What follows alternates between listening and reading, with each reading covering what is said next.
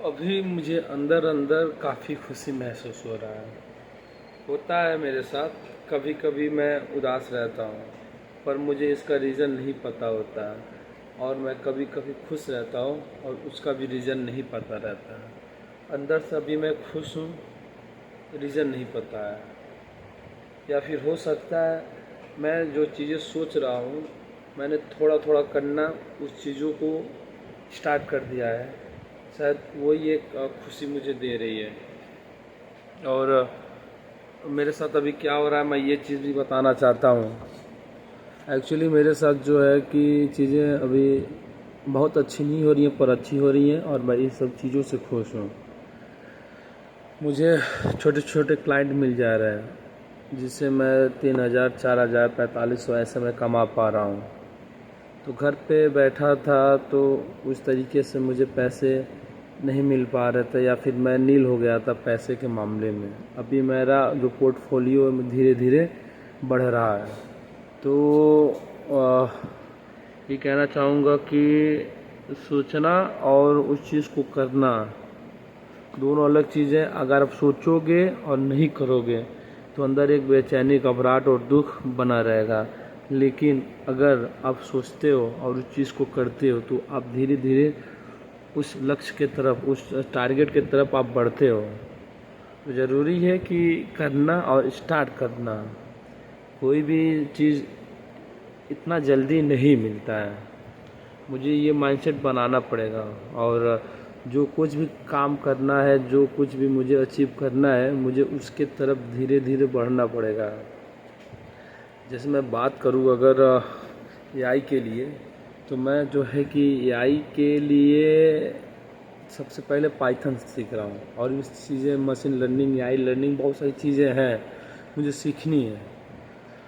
But मैं ये कह रहा हूँ कि जो स्टार्ट करने वाली पॉइंट है, मैंने वो स्टार्ट कर दिया है। डेली मुझे 1 घंटे सीखना है पाइथन। मैं 1 घंटे नहीं सीख पा रहा हूँ, किसी दिन आधे घंटे, किसी दिन 1 घंटे, किसी दिन 1 घंटे से ज़्यादा। जैसे कल रात को मैंने आधे घंटे से ज़्यादा पढ़ा। और आधे घंटे मैं क्यों नहीं पढ़ पाया, क्योंकि जो मेरे जीजा हैं, या फिर पता नहीं उसको क्या कहा जाता है, लेकिन मैं भोजपुरी में उसको पहुना कहा जाता है। तो वो आए थे रात को करीबन 11-12 बजे। तो वो जब आए तो उनके लिए मुझे तैयारी वगैरह भी करना था, उनके लिए चाय पानी नाश्ता का भी जुगाड़ करना था। तो वो सारी चीज़ें जुगाड़ हुई और फिर उसे रात को 1 बजे तक हम लोगों ने बात किया। फिर वो सो गए, फिर हम सो गए।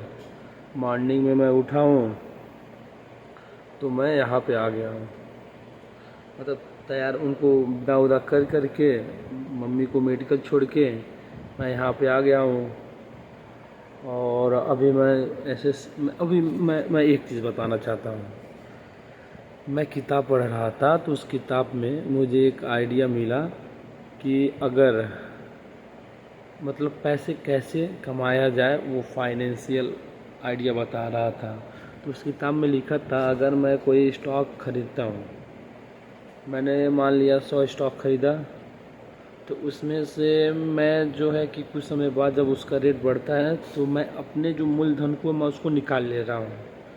बाकी जो पैसे वो तो प्रॉफिट हो जाएंगे, फिर वो उसी तरीके से रहेंगे। फिर वो पैसा मैं किसी और में डाल दूँगा, फिर उसमें से मैं अपना मूलधन निकाल लूँगा, फिर उसका प्रॉफिट उसी में छोड़ दूँगा। फिर ऐसे करते करते मैं आगे बढ़ूँगा।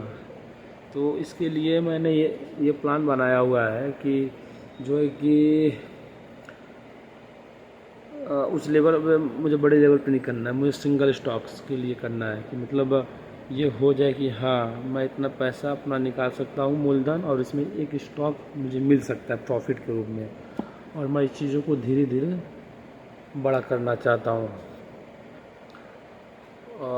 और बात रही जैसे बुक्स की, तो मैं भी बुक्स पढ़ा था लास्ट बार। उसके बाद मुझे फेसबुक को सीखना था, फेसबुक एडवर्टाइजमेंट को सीखना था। लेकिन अभी मैं मॉर्निंग में सीख नहीं पा रहा हूँ। आज मैं सोच रहा हूँ कि जिम भी ज्वाइन कर लूँ।